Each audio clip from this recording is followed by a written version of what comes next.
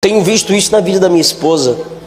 Ela deu um caroço no seio. E aí foi ao médico e o médico disse: sim, você está com caroço no seio. E a preocupação maior foi sobre a malignidade.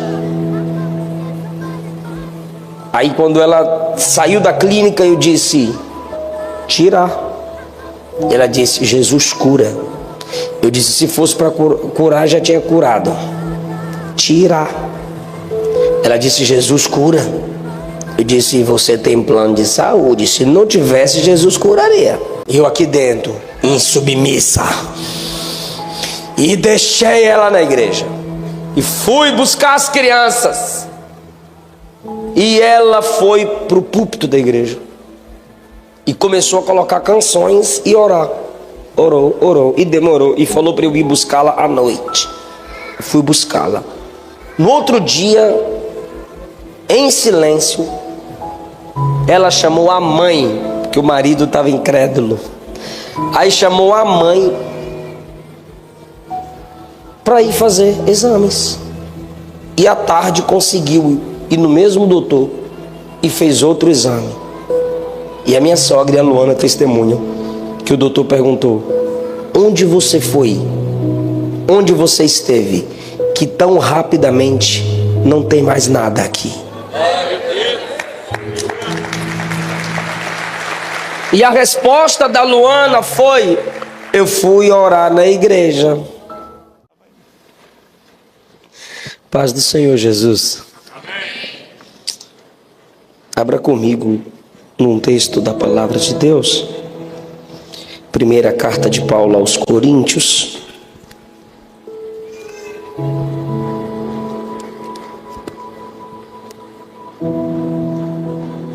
No capítulo 12.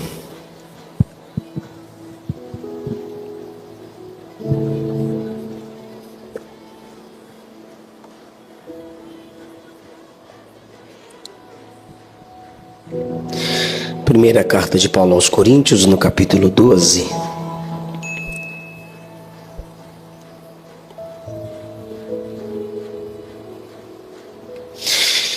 Leiamos o versículo 1 que diz assim: acerca dos dons espirituais, não quero, irmãos, que sejais ignorantes.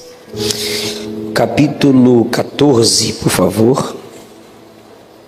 Capítulo 14, versículo 1, diz assim: segui o amor e procurai com zelo os dons espirituais, mas principalmente o de profetizar. Versículo 12 do capítulo 14. Assim também vós, como desejais dons espirituais, procurai abundar, sobejar neles, para a edificação da igreja. Queridos, nesta conferência do Espírito Santo, onde estamos nos edificando sobre a pneumatologia, paracletologia, a ação ou as ações e a pessoa do Espírito Santo. Ontem eu disse aos irmãos sobre as ações do Espírito no livro do Gênesis. A partir dali entendemos sobre a Trindade, a ação do Espírito na criação de todas as coisas, na formação do homem, o juízo do Espírito em Gênesis 6, que é a sua retirada da permanente insistência com o homem. Entendemos sobre a característica do Espírito na vida de um dos patriarcas. Visível foi sobre José. E onde há a ação do Espírito Santo, existem o seu fluir a partir dos dons espirituais. Um dos modos pelo qual entendemos que o Espírito Santo ainda age na igreja, através da igreja e apesar da igreja, são pelos dons espirituais. E em alguns ambientes eles são supervalorizados. Em outros, eles parecem não ter nenhuma importância. E eu, de propósito, li com vocês que acerca dos dons, no capítulo 12, versículo 1, os crentes não podem ser ignorantes. Nós precisamos ter algum tipo de noção a respeito dos dons espirituais. Segundo lugar, lemos no capítulo 14, isso mesmo, versículo 1, que precisamos seguir o amor e procurar os dons, porque o Espírito Santo não dará dons para quem não se desenvolve no fruto do Espírito ao ponto de viver em amor. Para que ele dará dons para quem não ama? Buscar o dom sem ter amor faz de nós soberbos, pessoas egocêntricas. Se já somos soberbos por natureza, o Espírito Santo jamais nos ajudaria a sermos um pouco mais. Por isso é necessário buscar o amor, aprender a perdoar, olhar o outro. Como Cristo, Paulo disse isso em Filipenses 2, a partir do 7, considerar o outro superior a você. São os processos para se desenvolver nos dons espirituais. Segui o amor e procurai com zelo, com cuidado, os dons espirituais. E no versículo 12 do capítulo 14 da primeira carta aos Coríntios, Paulo diz: se você já não é ignorante a respeito dos dons, perceba a evolução. Se você busca o amor para buscar o dom, pois é o amor que enfeita os dons, você chega no nível de abundar nos dons, se multiplicar, crescer mais, se edificar nos dons espirituais. Chega um momento que você não se fixa em apenas um dom. Deus pode te usar de várias formas, visitando outras dimensões espirituais nos dons espirituais. Dito isso, buscar o amor e buscar o dom, saber usar o dom e entender que é preciso abundar nos dons. E sobre abundar nos dons, eu posso aqui usar um exemplo com aquilo que Deus tem me dado. Deus me deu o ministério da pregação, e nos dons ele envolve o dom do saber. Conhecer é o dom do conhecimento, da sabedoria.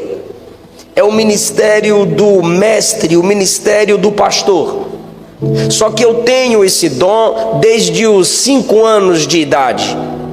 E como eu comecei, como meus pais discerniram que eu tinha esse dom? Nas Assembleias de Deus, nós temos um sistema no domingo pela manhã, diferente do de vocês. Cada grupo é chamado de classe e tem um professor. Os varões, um pastor. As irmãs, uma missionária. E as crianças, uma titia. Os adolescentes, uma tia. E os jovens, um líder jovem. Então, eu, tendo minha mãe como professora da classe das crianças, estávamos lá, todas as crianças. Se com 35 anos eu sou desse tamanho, imagine com 5. As crianças aprendendo com a minha mãe. E como minha mãe, meus pais discerniram que eu tinha esse dom? Enquanto a minha mãe estava ensinando, pastor Diogo, eu queria ficar do lado dela. Minha mãe ensinando, andando para lá e para cá, e eu, é verdade, é verdade. E eu ficava ali acompanhando a minha mãe. A minha mãe precisava apresentar figurinhas, pois não tínhamos quadro. Então ela comprava nas livrarias evangélicas uns desenhos sobre os personagens da Bíblia. E era eu que segurava e ficava mostrando. Aí quando chegava a hora dela fazer perguntas, no final da aula ela fazia 2, 3 perguntas. E essa resposta tinha que ser lá na frente com o microfone na mão. Quando chegava o momento das perguntas, eu ia, sentava para ouvir ela fazer as 3 perguntas. E ela dizia, vou perguntar isso, isso e isso. E quem levantar a mão para responder tem que ir lá na frente, pegar o microfone e dizer, saúde os irmãos capazes do Senhor, hoje eu aprendi isso, isso e isso. E de lá minha mãe perguntava, isso, isso e isso. Aí o aluno respondia com o microfone na mão. Assim ia perdendo a vergonha. Quando eu sabia que ela ia entrar nesse momento, eu me sentava, ouvia as perguntas, levantava a mãozinha, mais rápido que todo mundo. E às vezes nós disputávamos quem ia chegar primeiro lá na frente. Por quê, pastor? A criança queria mostrar que sabia mais? Não, a gente estava de olho no desenho, para chegar em casa e pintar. Mas ali a igreja discernia a minha fome por aprender, por responder e por estar do lado da minha mãe enquanto ela estava ensinando. Eu lembro que a minha primeira pregação foi num velório de um sobrinho da minha mãe que havia morrido. E ali os irmãos se reuniram e eu pedi para orar. Aí disseram, pode orar. E deixa ele orar. O povo achou bonitinho, um menininho querendo orar. E eu, Bíblia para dentro. Um desejo de pregar. Eu ia para a escola, levava a minha Bíblia. Eu aprendi a ler com a Bíblia. No intervalo, eu ficava meditando nas Escrituras. Isso foi descoberto desde a infância. Eu tinha o meu horário de brincar e o meu horário de estudar. Meus pais me incentivavam a isso, pois viram aquele chamado na minha vida. Só que se você pegar uma pregação minha com 12, 13 anos, que tem no YouTube, eu pregando com 12, 13 anos, e uma pregação hoje, você percebe que eu abundei nos dons. Eu cresci no dom da palavra. E eu conheço gente que começou pregando criança. E é a mesma coisa. Tem chamado, mas não evoluiu no dom que Deus lhe concedeu. E eu tenho certeza que nessa conferência Deus está despertando pessoas aqui para os dons espirituais. E Ele vai te usar muito para a glória do nome dEle. Eu quero então começar com vocês explicando que existem o dom do saber de Deus, do poder de Deus e o dom da mensagem de Deus. Paulo começa com os dons de sabedoria e elocução. Eu queria tanto que meus irmãos pentecostais guardassem isso no coração, porque parece que é só língua, poder e manto. Mas a prioridade nos dons, aqui no capítulo 14, Paulo começa com dons de sabedoria e elocução. Se não vejamos, versículo de número 7, a manifestação do Espírito é dada a cada um para o que for útil. Olha agora quando ele fala sobre a classificação dos dons no versículo 8. Porque a um pelo Espírito é dada a palavra da sabedoria, a outro pelo mesmo Espírito a palavra da ciência. Começa pelo dom de sabedoria e elocução. A sabedoria é um poder atribuído à prática, como devemos viver. Através da fala, eu instruo outros a se comportarem melhor. através do dom da sabedoria, minha prática de vida diária edifica a vida dos outros que estão ao meu redor. Ainda diz a outro, pelo mesmo Espírito, a palavra da ciência.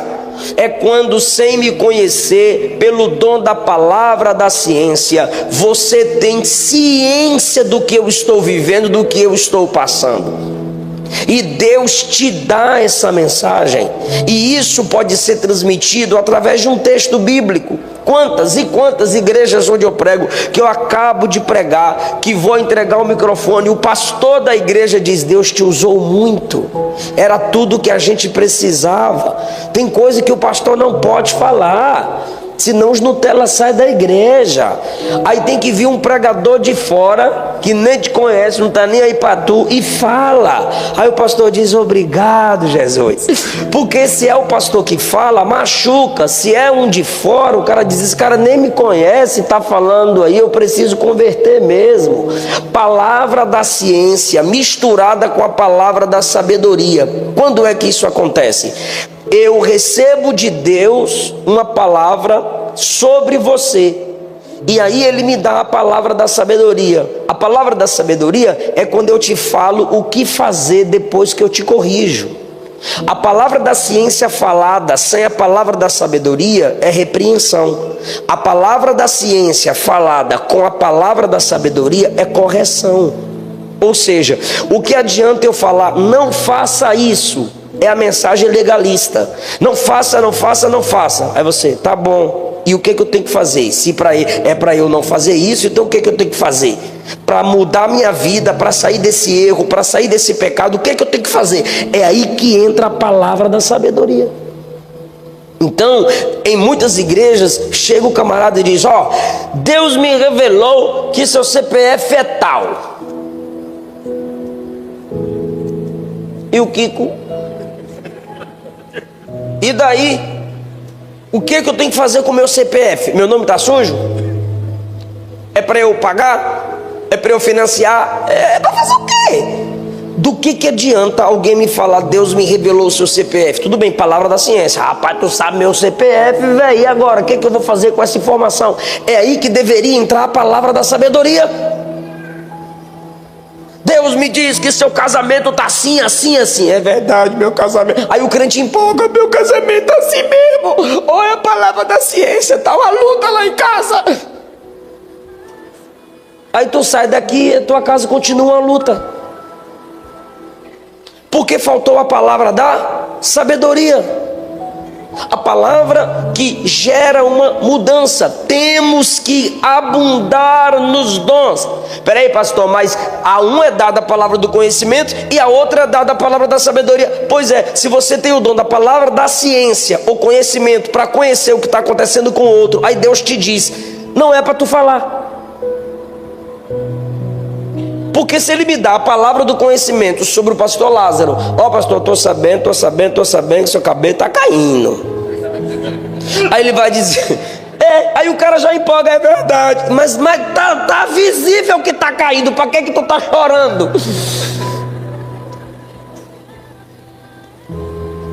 Se Deus... Foi só uma brincadeira para descontrair. Se Deus me diz algo sobre você, mas eu não tive a palavra da mudança para você, então o que Deus está me dizendo não é para dizer para você, é para eu orar por você. Então às vezes, pastor Diogo, Deus quer me usar na intercessão, só que eu quero ser profeta e Ele só me quer como um sacerdote. Ele comunica ao meu coração o seu problema para que eu me prostre por você. Mas eu quero chamar a atenção da igreja, e quero pegar o microfone, e quero sair marchando. Deus falou isso, isso, isso. E falou isso para quê? Para quê? Para quê? Deus virou fofoqueiro agora.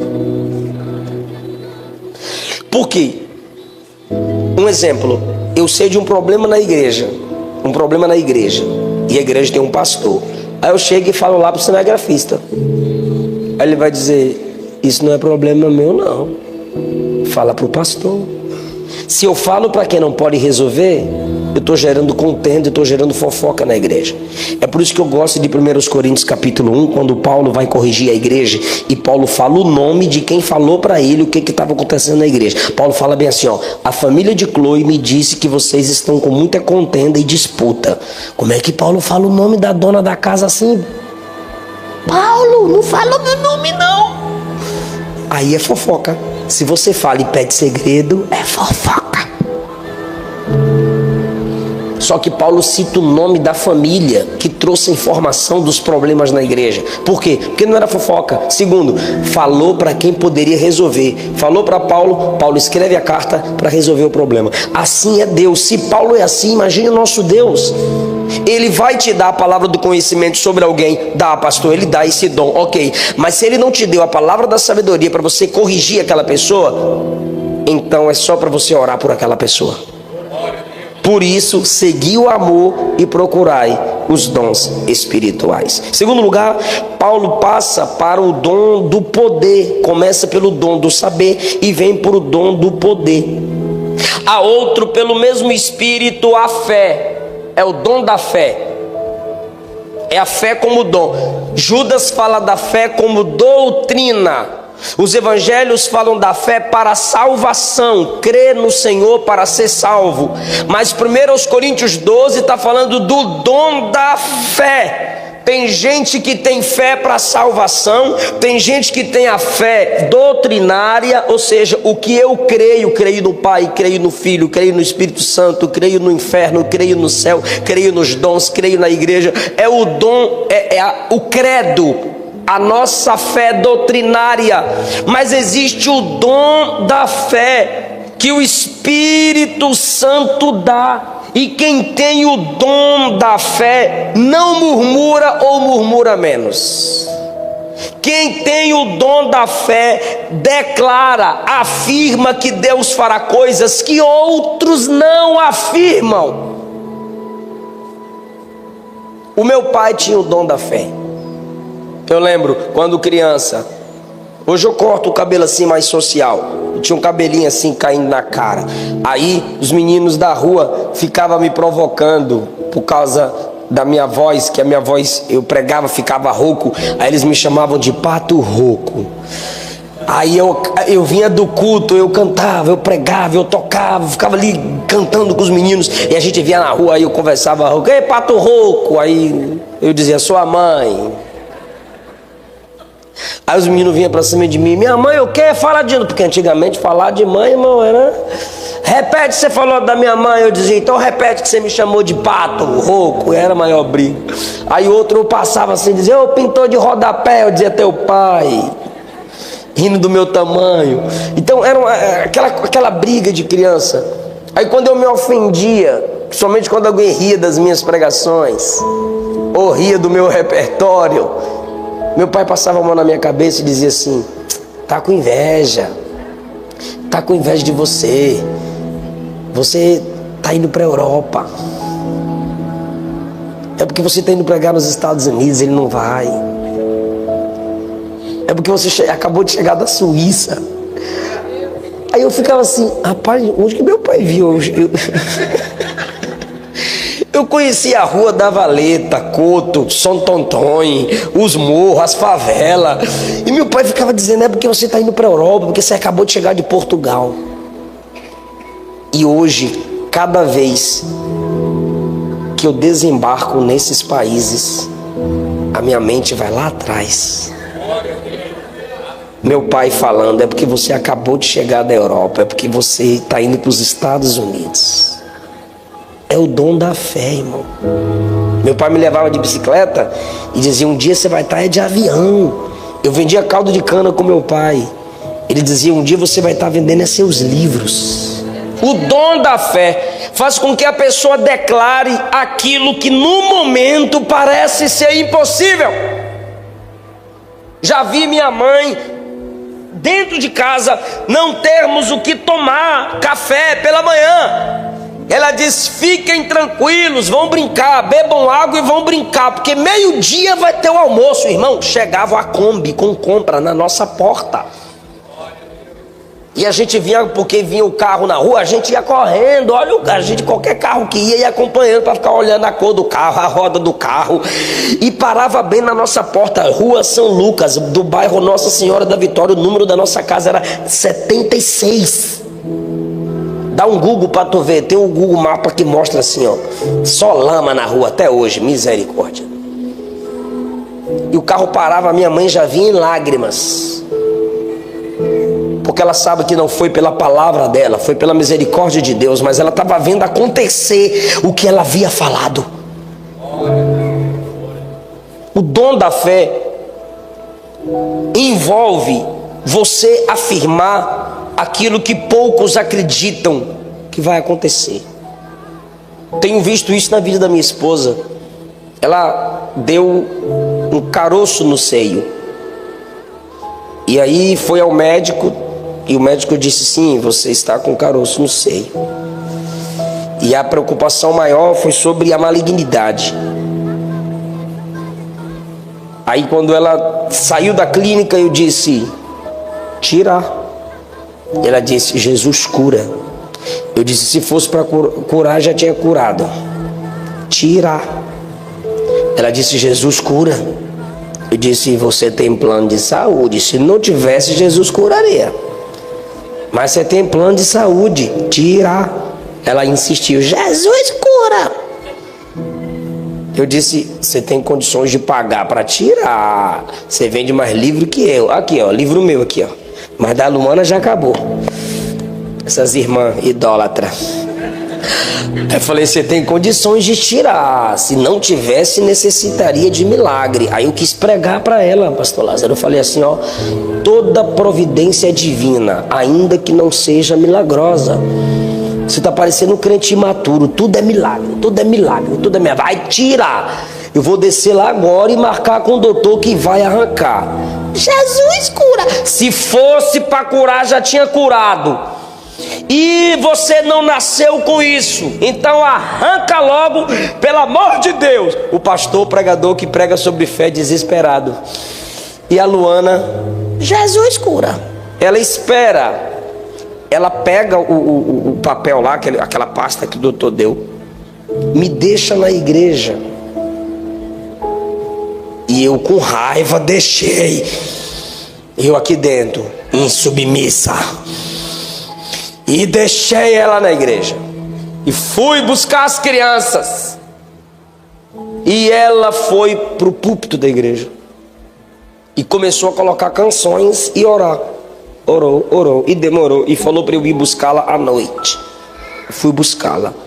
No outro dia, em silêncio, ela chamou a mãe, porque o marido estava incrédulo. Aí chamou a mãe para ir fazer exames. E à tarde conseguiu ir no mesmo doutor e fez outro exame. E a minha sogra e a Luana testemunham que o doutor perguntou: onde você foi? Onde você esteve?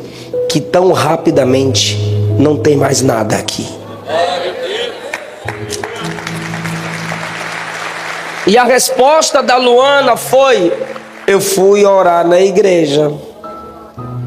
Tu sabe o que ela fez? Quem é casado sabe que a mulher sai pirraçar. Meu bem, vem me buscar aqui. Aí eu fui buscá-la. Quando eu chego, quando ela entra do carro, ela pega a pasta assim, ó, e mete no meu colo. Jesus cura. Glória a Deus. Eu não tenho esse dom, irmão. Dom da fé? Eu não estou buscando. Porque eu acho que é pela teologia, ou pelas polêmicas, ou pelas perseguições dos netcrentes, não sei. Mas eu não consigo ter essa audácia que na igreja parece acontecer mais entre as mulheres, porque elas oram mais do que nós. E declaram com fé. E acontece. Deus tem dado esse dom a muitos irmãos. O dom da fé, que conseguem falar Por isso o salmista Davi disse, e Paulo disse, cri, por isso falei, porque essa fé nos faz falar. Ele ainda diz, a outro pelo mesmo Espírito, os dons, no plural, de curar. Não é dom de cura, é o único dom categorizado no plural, dons de curar. Por que dons de curar? Porque os crentes estavam sendo curados de suas enfermidades, mas não por uma pessoa. Muitos crentes orando na igreja por curas, então não tinha o curandeiro da igreja. São dons de curar na igreja. Algumas dessas pessoas com esse dom poderiam, pela graça do Senhor, curar algumas doenças específicas ou variedades de doenças em vários momentos. Dons de curar, métodos diferentes usados por Deus, dando direção a quem tem esse dom para que as pessoas sejam curadas. Esse é o dom que revela o poder de Deus sobre a enfermidade. Versículo 10, a outro a operação de maravilhas, ou o dom de poderes, ou milagres. Na operação de maravilhas nós temos curas extraordinárias, mas na operação de maravilhas também temos a expulsão de demônios, é uma maravilha. Poder sobre a natureza. Já ouvi relatos de missionários orando para Jesus acalmar a tempestade. Já vi, como é o nome daquele negócio que vem rodando, jogando no lixo assim, rodando no lixo? Redemoinho, né? Vem destruindo tudo. Eu morava na casa do irmão Erasmo e irmã Glória em Brasília, e vinha destruindo tudo, quebrando tudo, muito barro, muito lixo. A irmã Glória estendeu a mão e disse, em nome de Jesus eu te repreendo. O negócio desfez na mesma hora. Dons de poder sobre a natureza. Já vi crente meia hora expulsando demônio, suando, sai, não sai é nada. E tem outros crentes que quando o capeta pega alguém, a pessoa faz assim e vaza, evita. Mas tem crente que parece que caça demônio, né? Mas quem tem o dom de maravilha, irmão, põe a mão e não fica entrevistando o demônio. Imagina, irmão, o diabo está oprimindo aquela pessoa, encolhendo o corpo daquela pessoa, fazendo-a contorcer, e o cara lá fala, onde foi feito, qual cemitério, quanto que foi pago. Vai entrevistar mentiroso, irmão? Só um mentiroso entrevista outro mentiroso, irmão. Demônio é para ser expulso no nome de Jesus e acabou, irmão. Dom de maravilhas, expulsar enfermidades e demônios. Paulo continua, a outro o dom de profecia. Esse dom em 1 Coríntios 12 não é ensino. Repito, não é ensino. Se alguma mensagem é fruto de uma reflexão consciente sobre o texto da Escritura, contendo uma interpretação da Escritura e tendo aplicação para a vida, isso não é profecia, isso é ensino. Eu preparei o esboço, eu li o texto, agora estou transmitindo a vocês o que eu estudei, o que eu pesquisei. Isso não é uma profecia, é um ensino da palavra de Deus. Mas se uma mensagem é um relato que de repente Deus traz à minha consciência, aí trata-se de uma profecia. E enquanto eu estou pregando, isso pode ser mesclado. Spurgeon já pregou e no meio da pregação liberou profecia. Existem momentos que o pregador está pregando, como eu disse na introdução, e uma parte da aplicação Deus trouxe repentinamente uma mensagem à sua consciência e ele liberou aquela palavra. Aí nós tivemos o ensino misturado com profecia, o dom de profecia fluindo na igreja. A pregação pode ser momentaneamente interrompida, não por outrem, mas a explicação do texto pode ser interrompida por uma mensagem que Deus traz ao meu coração, e o pregador diz: eu estou sentindo de fazer isso, o Espírito Santo me direciona a isso. Já houve momentos que eu estive pregando, que eu fiz o apelo no meio da mensagem, porque o Espírito me deu a direção, que se eu não fizesse o apelo no meio da mensagem, as pessoas sairiam. Pastor Osiel Gomes, pregando no congresso da UMADEB, agora no feriado do carnaval, 5, 7 minutos de pregação sobre missões. Ele disse: vem aqui na frente agora quem está com desejo de fazer missões. E os jovens foram à frente com o desejo de serem cheios do Espírito Santo para fazerem missões. Foi uma profecia liberada sobre aquele ambiente de que Deus estaria levantando profetas naquele lugar para ganhar as nações. Ou seja, Deus é soberano na prática dos dons, e o pregador pode liberar uma palavra profética desde que essa palavra venha da parte de Deus. Perceba, irmão, que a Bíblia não anula o dom de profecia, ela coloca o dom de profecia no seu devido lugar. Eu anotei aqui, Lucas 1. Maria, José não consultaram nenhuma escritura para conhecer o plano da encarnação. Foi uma revelação, foi uma presença do anjo do Senhor que lhe deu aquela mensagem. Para se enxergar um anjo do Senhor, há um tipo de contato espiritual, uma visão espiritual, uma sensibilidade espiritual. Atos 9 foi através de uma visão que Ananias sabia onde Paulo estava e que deveria orar por Paulo. Atos 10 foi através de uma visão que Pedro descobriu que deveria levar a vontade do Senhor a Cornélio. Gálatas 2 não foi por alguma escritura que Paulo discerniu que deveria pregar ou subir a Jerusalém. Ele diz: foi através de uma visão. Não foi através de nenhum livro poético, profético ou pentateuco que Paulo descobriu que deveria atravessar a Macedônia e pregar. Foi através de uma visão. E Paulo, que escreveu a maior parte do Novo Testamento, diz que recebeu visões que aos homens não era lícito contar. Como eu já disse no início, nem toda mensagem que você recebe de Deus é para falar, é para orar. Primeiro, porque nem sempre você vai conseguir falar de modo completo. Segundo, talvez quem te escute não entenda o que é que você está dizendo ou o que Deus estava querendo dizer. O dom é perfeito, o dotado é imperfeito, a transmissão pode ser imperfeita. Devemos ter cuidado.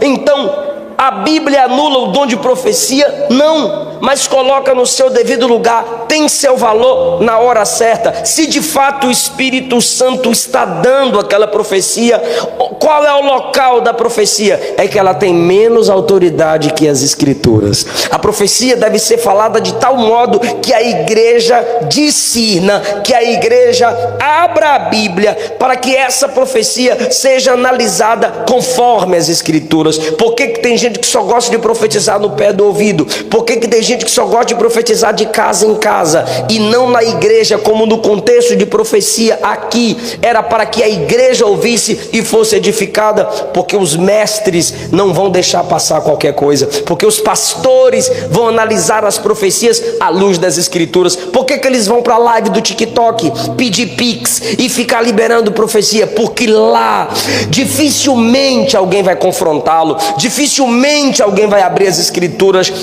A profecia não tem a mesma autoridade das Escrituras. 1 Timóteo 4, versículo 11. 1 Timóteo 6, versículo 2, Paulo não mandou Timóteo profetizar a igreja, mas ele disse que ele deveria ensinar a igreja com as instruções que ele recebeu de Paulo. 2 Tessalonicenses 2,15, Paulo manda a igreja se manter firme nas tradições que foram ensinadas por Paulo e não profetizadas. 1 Timóteo capítulo 3, 1 Timóteo capítulo capítulo 5, Tito, capítulo 1, versículo 9, não está escrito que o trabalho do ancião da igreja é profetizar, nem mesmo diz que ele deve ser apto para profetizar. Está escrito que o trabalho do ancião, do presbítero, do mestre e do pastor é ensinar as escrituras, é estudar e pregar a palavra. A profecia pode vir de repente, quando Deus quer, em algum momento específico, para necessidade específica. Não essa regra de culto diário que tem em algumas igrejas: todo culto profecia, todo culto profecia. E se aquele cara pega no microfone, pode ter certeza que vai ter profecia. E aí nós temos crentes viciados, bebês que pensam que igreja é berçário e Jesus é babá, porque eles nunca têm uma profundidade bíblica para ter a paz de Cristo guiando sua vida. Tem que ter um mantinho de um profeta, tem que ter um mantinho de uma profetia da canela do fogo, para ver se ele ou ela tem uma direção para a vida. E a Bíblia está empoeirando na sua casa, a Bíblia está no porta-mala do seu carro, e os pastores estão cada vez mais empolgados, falsos pastores na realidade, empolgados com esse falso exercício dos dons. 1 Timóteo 4,16, em sua função de líder, Timóteo deve atentar para a doutrina, pregar, ensinar. Então as escrituras não anulam as profecias, as escrituras colocam as profecias no seu devido lugar. Se Deus quiser falar uma palavra repentina, Ele fala, mas o normal, o natural, o melhor e o mais profundo para nós é abrir as escrituras, estudar as escrituras, porque ela é a eterna palavra de Deus. As profecias falham, as profecias passam, mas a palavra dele não falha e permanece para sempre. Tem gente que, porque tem o dom de profecia, pensa que já é pastor. E o que eles fazem? Não querem se submeter a uma liderança. Vai ali na esquina, aluga um barraco e coloca a placa Poleiro dos Anjos, e ainda dá desconto no dízimo para ver para ver se enche de gente. O cara tem um dom de profecia, pensa que tem ministério pastoral. E aí, irmão, por causa disso que entra o discernimento de espíritos. Há outro, o dom de discernir os espíritos. Pastor Lucas me perguntou quando me levava para pregar ali na cidade de Vera: Pastor Eliseu, nessas suas viagens, para você, qual a maior necessidade da igreja? Eu disse que eu tenho visto uma fome pelas escrituras neste último tempo. Tenho percebido que o povo de Deus quer crescer na palavra, quer se aprofundar na palavra. E esse avivamento está nessa igreja, esse despertamento eu vejo aqui nessa igreja. Eu falei isso para o pastor Diogo. Vocês amam as escrituras, têm sede pela palavra. Que isso continue abundando em vocês. E eu disse a ele, como o povo está com sede das escrituras, o diabo é inteligente. É nesse momento que ele levanta falsos profetas e falsos mestres para enganar as pessoas. E a nossa conversa terminou: o que a igreja mais precisa nessa última hora é discernimento de espíritos. Por quê, pastor? Por que discernimento de espíritos? Porque tem coisa que é o Espírito Santo. Cuidado, você pode estar pecando contra ele ao desprezar. Tem coisa que é espírito demoníaco. Cuidado, você pode dizer que é Deus quando é o diabo. E tem coisa que é só o espírito do homem. Não é o capeta, nem é Deus. É só, senta aqui para eu te corrigir. E aí a gente joga fora a água suja da banheira sem jogar o bebê, percebendo que é simplesmente o espírito humano, é a pessoa que está empolgada, quer chamar a atenção e precisa amadurecer. E nós, como igreja, precisamos buscar o discernimento de espíritos. Nossos filhos são alvos de Satanás. a mídia, a música, o governo, o sistema educacional estão com seus canhões apontados para as nossas crianças. Os casais estão vendo como que o inferno está investindo contra eles. A igreja do Senhor está sendo atacada dos púlpitos, pela internet. Em Gênesis 3 o diabo fala do paraíso pela serpente. Em Mateus 4 o diabo fala no deserto. Hoje o capeta fala no YouTube, no TikTok, no Instagram. Se multiplica os falsos ensinamentos, demônios enganam. Apocalipse 12:9, o dragão, a antiga serpente que se chama diabo e Satanás, sedutor de todo o mundo, sedutor, enganador. 1 Timóteo 4:1, o Espírito afirma que nos últimos tempos alguns apostatarão da fé por obedecerem espíritos enganadores. Não são demônios apenas que enganam, homens também enganam. Efésios 4:14, Paulo escreve exortando a igreja para não ser enganada, não serem meninos levados por todo o vento de doutrina, pela artimanha e astúcia de homens que induzem ao erro. 1 João 2:26, João escreve para proteger a igreja do engano. Busque o dom do discernimento. Uma pessoa com dom do discernimento, ela discerne se o problema vivido pelo outro é de origem demoníaca ou simplesmente uma consequência de outros fatores emocionais ou psicológicos, ou uma combinação complexa dos dois. Se não buscarmos o discernimento, o diabo nos enganará, os homens continuarão nos enganando. Moças com coração partido, mulheres com coração ferido, porque pela ausência desse dom se deixaram levar por homens enganosos. Líderes de música, líderes de louvor, ministros de louvores, enganados por Satanás, a soberba gerada do coração, fazendo com que eles pensam que são os melhores, enganados pela arte musical, pelas músicas mundanas, pelas amizades de músicos que têm pacto com o diabo e os fizeram enveredar pelo caminho do amor ao dinheiro, à riqueza, à soberba. Pastores enganados por acreditar, por amar, por investir, e feridos pela deslealdade, pela traição, estão com seus corações dilacerados, porque faltou neles o discernimento de espíritos.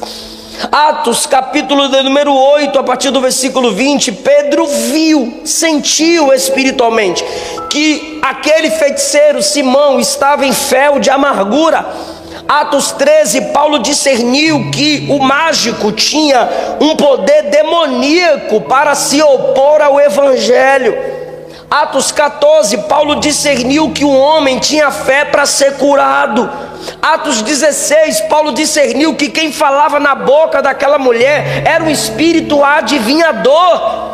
Ele sentiu, voltou e repreendeu. E você sabe, irmão que lê Bíblia, que a palavra que saía da boca daquela mulher era elogio a Paulo e a Silas. Esses homens que nos anunciam o evangelho são servos do Deus Altíssimo. Como Spurgeon fez, disseram a Spurgeon depois de uma de suas pregações: você é o melhor pregador, foi a melhor mensagem, ninguém prega como você. E Spurgeon respondeu: o diabo me disse a mesma coisa. Porque se não buscarmos o discernimento de espíritos, cairemos no laço do diabo, e aí teremos mais um coração ferido para ser tratado. Paulo também diz: a outro a variedade de línguas. É o uso dos dons, o uso do dom de língua na adoração. E aquela pessoa vai fluindo e não repete simplesmente apenas uma língua, mas ela vai fluindo, o Espírito vai capacitando-a em sua devoção secreta, em sua adoração. Perceba, irmão, que às vezes você pode perguntar: se ninguém entende, o que a igreja ganha com o dom de línguas? Espera aí, segundo aos Coríntios 12, Paulo teve um arrebatamento, e ele disse que não poderia falar para ninguém. Ou seja, ele diz que teve uma visão, mas ele não diz qual foi a visão. E nós somos edificados só em saber que ele foi ao terceiro céu, que ele foi consolado pelo espinho que estava na carne. Somos edificados em não saber o que é que Paulo viu. Então você pode ser edificado e edificado ao falar em línguas, adorando ao Senhor, mesmo que o outro não entenda o que você esteja falando. Judas, capítulo único, nos manda nos edificarmos no Espírito Santo. Ou seja, nem todos os dons é para edificação do outro, mas também para edificação própria.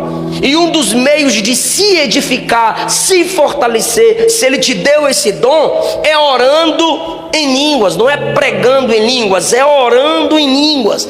É uma comunhão imediata com Deus pelo Espírito Santo. No capítulo 14, versículos 14 e 15, Paulo usa os dois, o entendimento e o Espírito, para adorar.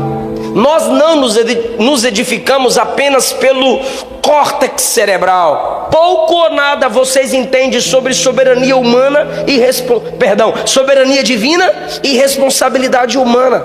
Se você for estudar soberania divina e responsabilidade humana, pouca coisa você vai entender, mas você vai se edificar. Se você for estudar escatologia, pré-tribulacionismo, mesotribulacionismo, pós-tribulacionismo, você diz: que negócio é esse? Mas se você for estudar, você vai achar lindo, profundo, vai se edificar. Só que quando vai perguntar para o crente mais simples na igreja: você é pré, mid ou pós? Ele: não sei, só sei que Jesus vem e eu vou. Agora, de onde ele tirou essa que Jesus vem e ele vai? Porque ele foi edificado pela escatologia. Ou seja, ainda que você não entenda a mecânica escatológica, você se edifica em saber que um dia todas as coisas serão restauradas e Cristo vai governar eternamente, e a igreja viverá para sempre na sua presença. Eu estou tentando teologicamente falar a vocês que, ainda que você não esteja entendendo o que esteja falando, seu espírito em oração, em adoração, está sendo edificado. Então, nesses últimos versículos, Paulo muda do ministério funcional que edifica a todos para aquele dom que te edifica no seu particular, onde pela primeira vez nós vimos a leitura, e eu encerro, sobre as línguas, onde enxergamos esse dom sobrenatural na igreja. Atos 2. E aqui na primeira carta aos Coríntios, capítulo 12, Paulo regula o uso desse dom. Em Atos 2, as línguas foram para pregação. Por quê? Porque as línguas que os discípulos falaram em Atos 2 foram as línguas das pessoas que estavam ali ao redor. O mistério é que eles falaram línguas que não estudavam. O Espírito os capacitou a falar nas línguas das nações ao redor do cenáculo, e o Espírito os atraiu para ouvirem de perto as línguas faladas pelos crentes em Atos 2. As línguas de 1 Coríntios 12 não são para pregação, são para oração. Lá falou-se aos pecadores. Nas línguas de 1 Coríntios 12, nós falamos em espírito com Deus. As línguas de Atos 2 foram entendidas pelos diversos grupos linguísticos de judeus que habitavam em Jerusalém, enquanto essas aqui são ininteligíveis. É necessário buscar a interpretação, e a interpretação não é tradução, é interpretação. A tradução tem a ver palavra por palavra, a interpretação tem a ver com a mensagem através daquela língua falada.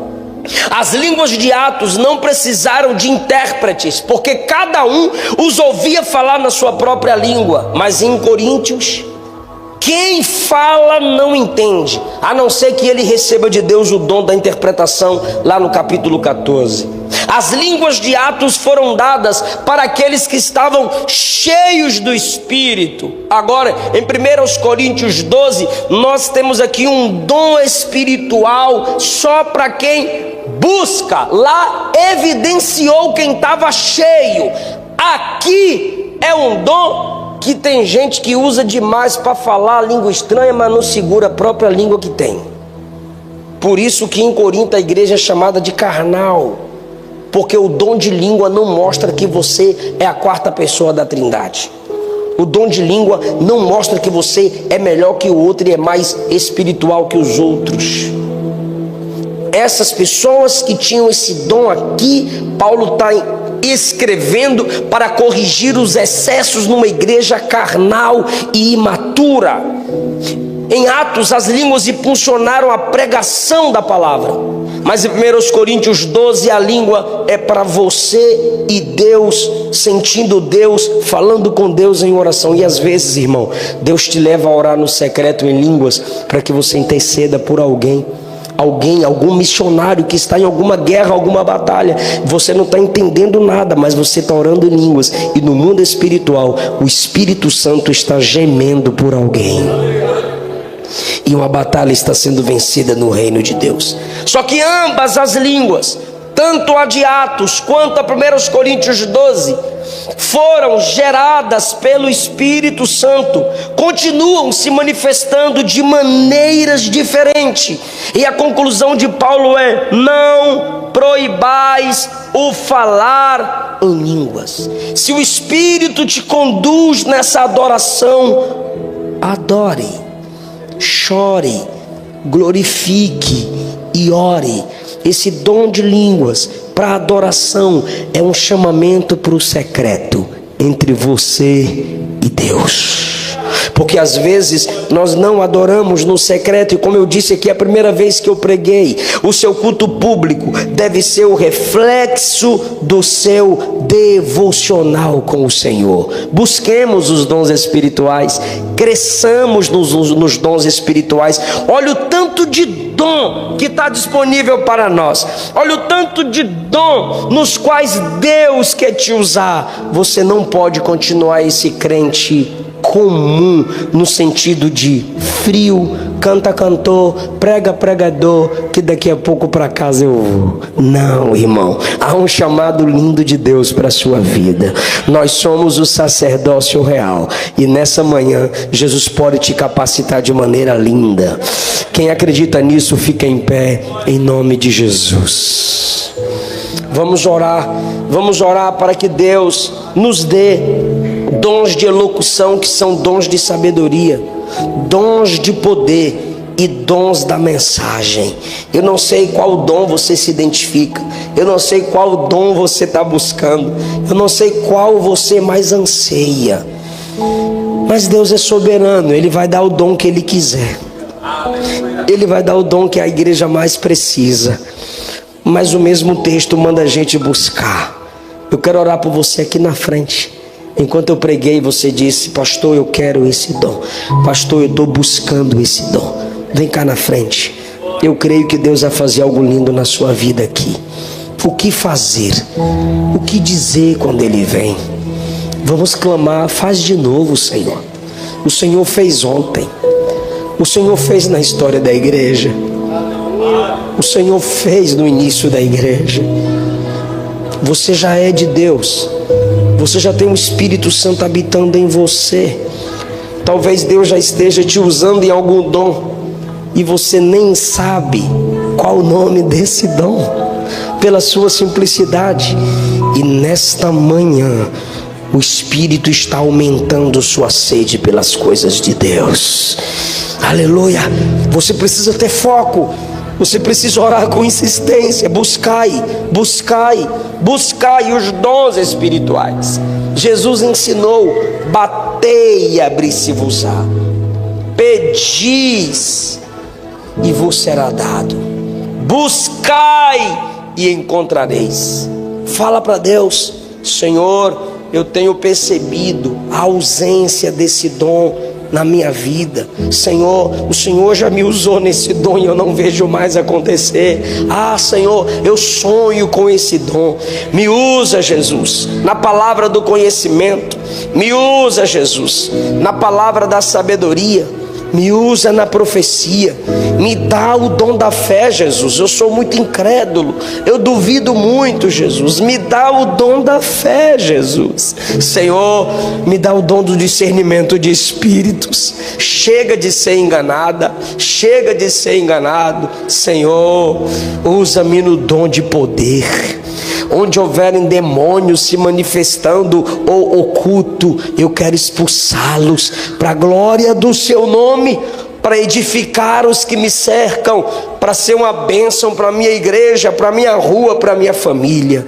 Ó Deus, eu preguei a sua palavra. Joel disse que nos últimos dias o Senhor derramaria o seu Espírito sobre nós. Indistintamente, homens e mulheres seriam capacitados. Moisés disse: quem dera que todo Israel fosse profeta.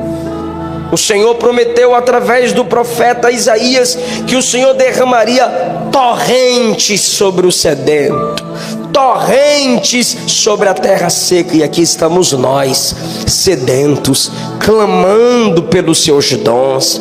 Ah, Jesus, o Senhor não precisa de performances, o Senhor não precisa de métodos humanos para que as pessoas recebam o que o Senhor tem para elas. O Senhor só quer ver o amor no coração do seu povo. Se buscarmos o amor, o Senhor nos fará fluir nos dons espirituais. Em nome de Jesus, em nome de Jesus, dá-nos, ó Pai, o poder, dá-nos a capacidade.